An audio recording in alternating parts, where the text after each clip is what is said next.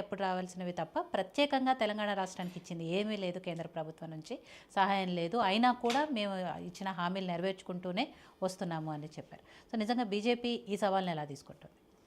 ఈరోజు ముఖ్యంగా madam BRS కానీ కాంగ్రెస్ కానీ ఇద్దరు మైండ్ గేమ్ ఆడుతున్నారు. ఈరోజు ప్రజలని మభ్యపెట్టడానికి రకరకాల మైండ్ గేమ్స్తోని ఇక్కడ ఏంటంటే భారతీయ జనతా పార్టీ క్రమక్రమంగా ఎదుగుతూ వస్తుంది. సో అది లేదు, మేమిద్దరమే ఉన్నామని చెప్పేసి మేము ఆయన సవాలు చేయడం, ఆయన ఈయనకు సవాల్ చేయడం అనేది ఒక మైండ్ గేమ్ ఆడుతారు. ఈరోజు కాంగ్రెస్ వచ్చినప్పటి నుంచి మీరు అబ్జర్వ్ చేయండి, ఏ రోజు కూడా పాలన మీద దృష్టి పెట్టలేదు వాళ్ళు. ఎప్పుడు కూడా ఏదో ఒక దాంట్లో చర్చలో ఉంటున్నారు తప్ప ఇక్కడ అభివృద్ధి జరిగింది, ఈ అభివృద్ధి మీద డిస్కషన్ జరుగుతుంది, ఈ క్యాబినెట్ కూర్చొని దీని మీద డిసిషన్ తీసుకొని ప్రజలకు మంచి చేసింది, ప్రజల కోసమే ఆలోచిస్తుంది అనేటువంటి ఆలోచన ఈరోజు వరకు కూడా జరగలేదు. నేను అదేవిధంగా అక్కడ ఉన్నటువంటి ప్రతిపక్ష పార్టీ అయినటువంటి బీఆర్ఎస్ పార్టీని కూడా ఏమడుతా ఉన్నానంటే, కేసీఆర్ గారు ఏదో అసెంబ్లీలో హాజరయ్యకపోతే నా ఎమ్మెల్యే సీటు రద్దవుతుందనే ఉద్దేశంతో ఒక్కరోజు వచ్చి హాజరేసుకుని వెళ్ళిపోయినటువంటి వ్యక్తి. హాజరు కాదు, ప్రమాణ స్వీకారానికి వచ్చారు అంతే. హాజరు అంటే అదే ప్రమాణ స్వీకారానికి వచ్చి ఆ ఒక్కరోజు కూడా రాకపోతే నా ఆయనతో రద్దు అయిపోతాను వచ్చేసి వెళ్ళిపోయింది. అంటే విషయం ఏంటంటే మేడం, ప్రజలు నేను ప్రతిపక్షంలో కూర్చోబెట్టి ప్రజా సమస్యలను కొట్లాడమంటే నేను 1 year అయినాక కొట్లాడతా అంటే నువ్వు కనీసం నీ బాధ్యత ఏంటి? నువ్వు అసెంబ్లీకి వెళ్ళి 1 year కొట్లాడదాము అంటే కొంత టైం ఇవ్వాలి కదా. ఏ ప్రభుత్వమైనా వచ్చిన తర్వాత అన్ని సరి చేసుకోవాలి కాబట్టి కొంత టైం ఇవ్వాలి. ఆ టైం ప్రకారం ఒక 1 year ఆగుదాము అనే దాంట్లో ఆయన ఆగిర్రు. సరే, కరెక్టే, కాదంటలేదు. వారి అభివృద్ధి ఎక్కడి నుంచి చేసిండ్రు? వాళ్ళు నిజంగా ఏదో లిస్ట్ చెప్పుకుంటారు చాలా పెద్ద అభివృద్ధి జరిగిందని చెప్పేసి. ఆ రోజు కేంద్ర ప్రభుత్వం 9 లక్షల కోట్లు మేము పుస్తకం రిలీజ్ చేసినాం.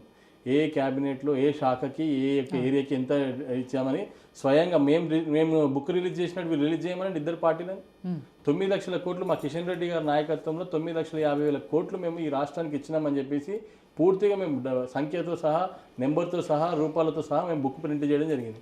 మీకు చిత్తశుద్ధి ఉంటే మీరు 10 ఏళ్లలో మీరు సొంతంగా ఓన్లీ రాష్ట్రం నుంచి అభివృద్ధి చేసినటువంటి డబ్బులు ఎన్ని, అదేవిధంగా వీళ్ళు ఈ 12 నెలలు వచ్చి వీళ్ళు చేసిన అభివృద్ధులు ఎన్ని మీరు సొంతంగా ప్రింట్ చేయండి, ఒక పుస్తక రూపంలో తీసుకురండి. ప్రజలని మీరు తప్పుదోవ పట్టించే ప్రయత్నం చేస్తూ ఉన్నారు. ఒకటే అడుగుతా ఉన్నాను, మీకు నిజంగా చిత్తశుద్ధి ఉంటే ఎమ్మెల్సీ ఎన్నికలు జరుగుతున్నాయి, ఎందుకు బీఆర్ఎస్ పార్టీ క్యాండిడేట్లను పెట్టలేదు? ఎందుకంటే ఇటు కాంగ్రెస్ పార్టీకి ఓట్లు పడే విధంగా వెనుక నుండి మద్దతు చేస్తూ ఉంది ఈరోజు. ఎందుకంటే కాంగ్రెస్ పార్టీ ఇప్పుడు భారతీయ జనతా పార్టీ ఈ రాష్ట్రంలో ఒకసారి ఎదిగిందంటే ఇక్కడ ఆల్రెడీ అన్ని రాష్ట్రాల్లో కాలక్రమంగా ఒక్కొక్క రాష్ట్రాన్ని కైవసం చేసుకుంటూ వస్తుంది. మరి ఇక్కడ ఈ తెలంగాణలో కూడా పాగా వేసిందంటే రేపు మళ్ళీ మనం వచ్చే పరిస్థితి లేదు, మన ఇద్దరమే ఉండాలని ఒక లోపల ఒప్పందం జరిగి ఈరోజు జరుగుతూ ఉన్న విషయం. నేను ఒకటి అడుగుతా ఉన్నా, రుణమాఫీ అని చెప్తున్నారు, రుణమాఫీ చెప్తున్నారు. రైతు బంధు మీరు యాసంగిలో రద్దు చేసి మీరు రుణమాఫీ 17,500 కోట్లు అవే అయినాయి. మీరు రుణమాఫీ మీరు ఇచ్చింది ఏముంది? మీరు ఇచ్చిన రుణమాఫీ ఏముంది? అసలు 17,500 కోట్లు మీరు రైతు బంధు రద్దు చేసి యాసంగిలో జరిగేటువంటి అది 7,500 ఒక ఎకరానికి అయింది. 2,500 7,500 రూపాయలు జరిగింది ఒక ఎకరానికి. అది మీరు రద్దు చేయడం వల్ల 17,500 కోట్లు రద్దు జరిగింది.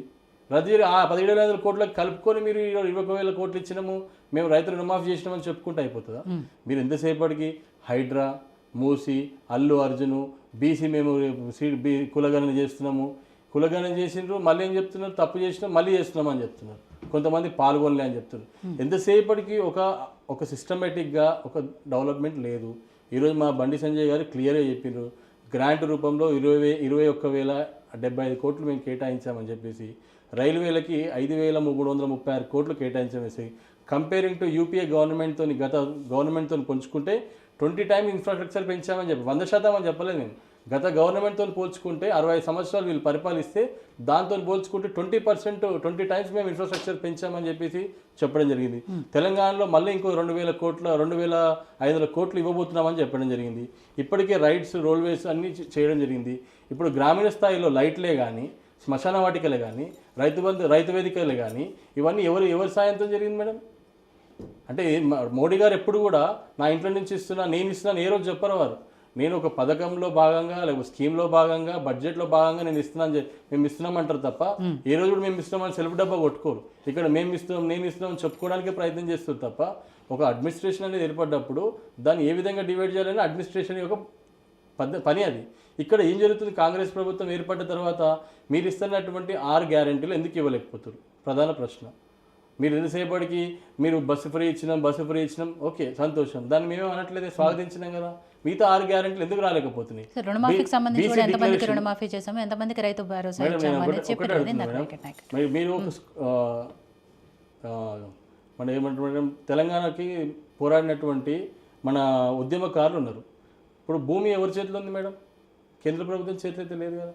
భూమి మీ చేతిలో ఉన్నప్పుడు 250 గజాలు ప్రతి ఒక్క ఉద్యమకారుడికి ఇస్తామని చెప్పారు. అది ఇవ్వడానికి వచ్చిన ప్రాబ్లం ఏంటి అంటే ఎలక్షన్ టైంలో వచ్చినప్పుడు ఇద్దామనా? వీళ్ళ ఆలోచన ఎలా ఉందంటే ప్రతి ఒక్క ఉద్యమకారుడికి 25,000 రూపాయలు ఇస్తామని చెప్పి, అంటే సంవత్సరానికి 3 లక్షల రూపాయలు మేడం. అంటే ఈరోజు ఉద్యమకారులు 10 ఏళ్ళు ఆ రోజు ఏం నొచ్చుకోలేకపోయారు. ఇప్పుడు ఈ ప్రభుత్వం వచ్చిన తర్వాత సంవత్సరానికి కూడా ఈరోజు కూడా రూపాయలు నొచ్చుకోలేకపోయారు. అంటే ఉద్యమకారులు ఉద్యమం చేసేటప్పుడు ఒక్కొక్కరు ఏజ్ ఎంత తెలుసా మేడం? 18 years, 20 years, 25 years. వాళ్ళు ఇప్పుడు ఏజ్ ఎంత తెలుసా మేడం? 41 years, 45 years. వాడికి ఒక పిల్లగాడు ఉంటే ఆ పిల్లగాడు 10వ తరగతిలో, వీడికి ఉద్యోగం లేదు. ఉద్యమకారుడికి ఉద్యోగం లేదు. తండ్రి పిల్లగాడు 10వ తరగతి 12వ తరగతిలో ఉన్నాడు. రేపు మాపు వాడు ఉద్యోగానికి రెడీ అవుతున్నాడు. తండ్రికే గతి లేదు బతకడానికి. ఆ పిల్లగాడు ఎలా బతకాలి మేడం? అంటే కనీస బాధ్యత ఈరోజు ప్రభుత్వానికి, ఆ ప్రభుత్వానికి లేదు, ఈ ప్రభుత్వానికి లేదు. మనం ఆలోచించాల్సిన అవసరం ఉంది. ఎందుకంటే మేడం ఎంతసేపటికి మేము చేసినాం రండి చూసుకుందాం, నీ ప్రతాపము నా ప్రతాపం, ఇది కాదు కదా మేడం. ప్రజలు హర్షించాలి. ప్రజలు మీకు మంచిగా సంపూర్ణమైనటువంటి గవర్నమెంట్ ఇచ్చారు. ప్రజలకు మీరు సంపూర్ణంగా ఏమైతే పథకాలు చెప్పారో ఆ పథకాలు అమలు చేయండి. మీరు ఉండండి, మేము ఎవరైనా డిస్టర్బ్ చేస్తాం ఏమని? రేపు చూస్తారు కదా ఎమ్మెల్సీ ఎన్నికల్లో పట్టభద్రులు ఏం చేస్తారు, రేపు విద్యార్థులు ఏం చేస్తారు, చదువుకున్న టీచర్లు ఏం చేస్తారో రేపు తెలుస్తుంది కదా రేపు వచ్చే రిజల్ట్స్లో. అంటే విషయం ఏమంటున్నాం అంటే ఇప్పుడు మేము గ్రూప్ 1 పెట్టినామంటున్నారు, ఎందుకు మెయిన్స్ రిజల్ట్స్ ఇస్తలేరు? ఇంకా ఎందుకు ఇస్తలేరు? మరి అదేవిధంగా మహారాష్ట్రలో అట్లా జరిగింది ఇట్లా అని బ్రదర్ వెంకట్ చెప్తా ఉన్నాడు. ఇప్పుడు నేను అడుగుతా ఉన్నాను, మహిళా ఎంపవర్మెంటే కానీ లేకపోతే యూత్ ఎంపవర్మెంటే కానీ లేకపోతే స్కీమ్సే కానీ స్టూడెంట్స్ స్కాలర్షిప్స్ ఇచ్చినాం అది ఇచ్చినామని చెప్తారు. ఈరోజు వరకు మనం కాలేజ్కి యోయో టీవీ ద్వారా అన్ని కాలేజీలకు వెళ్దాం మేడం, వాళ్ళ స్కాలర్షిప్లు అందినేమో అడుగుదాం. ఓయో ఉమెన్స్ కాలేజ్కి వెళ్దాం మేడం, వాళ్ళు లెటర్ రాసి మేము 30,000 రూపాయలు కడతాం అని ఒక సెక్యూరిటీ లెటర్ రాసి ఒక రీఎంబర్స్మెంట్ రాకపోతే మేము ఫీజు కడతామని చెప్పి లెటర్ రాసి సర్టిఫికేట్ తెచ్చుకోరు మేడం.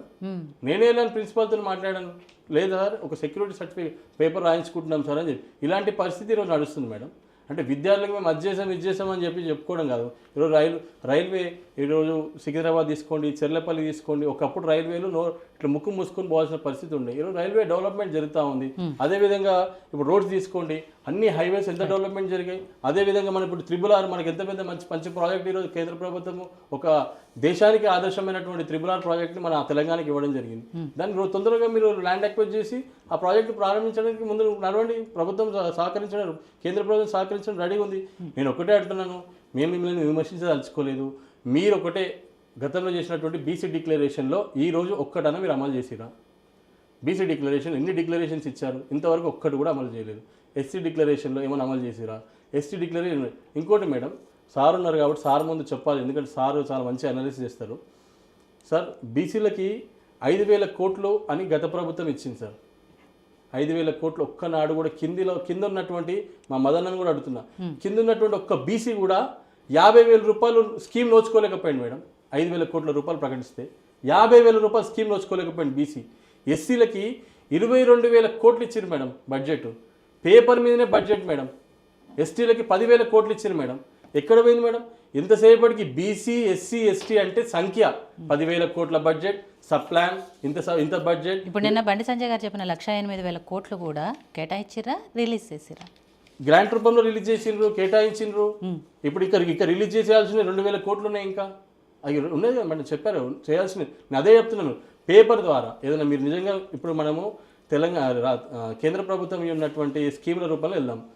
కేంద్ర ప్రభుత్వ స్కీమ్స్ కొట్టండి, వెబ్సైట్లో కంప్లీట్గా ఉంటుంది. ఎన్ని వేల మంది అప్లై చేసుకున్నారు, ఎంతమందికి శాంక్షన్ అయింది, ఎంతమంది రిజెక్ట్ అయ్యారని క్లియర్గా ఉంటుంది.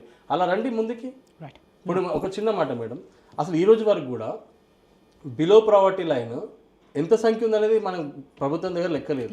అంటే ఎందుకు అడుగుతున్నాను మేడం అంటే, ఈ రోజు ఒక స్కీమ్ ఇవ్వాలనుకుంటే ఇన్ని వేల మందికి ఇవ్వాలి, ఇన్ని లక్షల మందికి ఇవ్వాలి అనే ఒక బిలో ప్రావర్టీ లైన్ లెక్క ఉండాలి.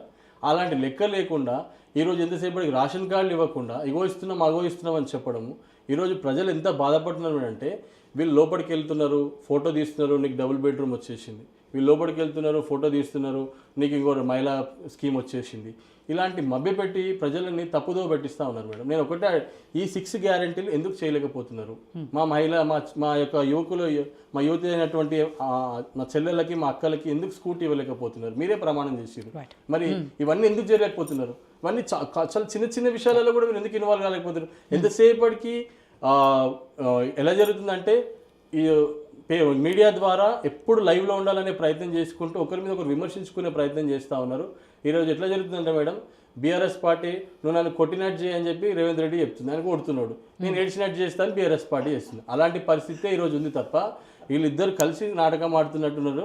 100% అదే నా యొక్క అపోహ, ప్రజల్లో కూడా అదే ఉంది. రేపు మీరు ఎందుకు నేను బీఆర్ఎస్ పార్టీ మా మదన కూడా అడుగుతా ఉన్నాను, మీకు ఇంతమంది, ఒక నిమిషం, ఇంతమంది రాజకీయ నాయకులు మీకు ఉన్నారు, ఇంత ఎక్స్పీరియన్స్ ఉన్నది, ఎందుకు మీకు ఒక ఎమ్మెల్సీ దొరకలేకపోయిందా నిలబెట్టడానికి? అంటే మీకు 10 ఏళ్ళ చరిత్ర, 14 ఏళ్ళ ఉద్యమ చరిత్ర, 24 ఏళ్ళ పోరాటంలో మీకు ఒక ఎమ్మెల్సీ దొరకలేకపోయినా పెట్టడానికి? అంటే లోపాయిత ఒప్పందమే జరుగుతుంది కాంగ్రెస్తో ఈరోజు మీకు? లేదు, 100% మీతోనే. మా పొద్దున్నేసి మీరు ఇద్దరు కలిసి మమ్మల్ని విమర్శిస్తుంటే జరుగుతుంది. వాళ్ళ క్యాండిడేట్ నేను ఉంచోబెట్టలేదు అన్న మాట నిజం, బట్ ఎవరితో చీకటి ఒప్పందం జరిగిందని ఇప్పుడు ఈ రోజు మేడం ఒక చిన్న మాట మేడం, చీకటి ఒప్పందం ఇప్పుడే బయట పెడతాను. కేసీఆర్ గారు 1,00,000 కోట్లు కరప్షన్ చేశారని చెప్పేసి స్వయంగా రాహుల్ గాంధీ గారే చెప్పడం జరిగింది. ఆ 1,00,000 కోట్లు ఎందుకు కక్కిస్తలేరు? అసలు ఆ ప్రాజెక్టుకే 1,00,000 కోట్లు కాలేదు దేవుడు అని వాళ్ళు మొత్తుకుంటుంటే మళ్ళీ దాంట్లో 1,00,000 కోట్లు అవినీతి జరిగింది అంటే అదే అండి మేడం. ఎవరో అనలే మేడం, రాహుల్ గాంధీ గారు అన్నారు 10,000 ఎకరాలు కబ్జా చేశారు ధరణి కింద అని చెప్పారు. 10,000 ఎకరాలు ఎందుకు తీసలేరు బయటికి? రైట్.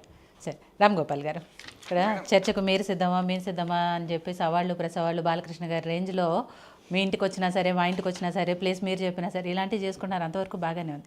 కానీ అసలు వాస్తవాలు ఏంటి, ఎవరి హయాంలో ఎంతవరకు అభివృద్ధి జరిగింది అనేది అన్ని ప్రభుత్వాలని చూస్తూనే వస్తున్నాం. బట్ మీ అనాలిసిస్ ప్రకారం ఏం జరిగింది అసలు? ఈ సవాళ్ళు అనేది ఇందాక సాయి కిరణ్ గారు అన్నట్టు మైండ్ గేమా, ప్రజల్ని పక్కదోవ పట్టిస్తున్నారా, డైవర్షన్ పాలిటిక్స్ చేస్తున్నారా, నిజంగానే చిత్తశుద్ధి ఉందా ఈ పార్టీలకి?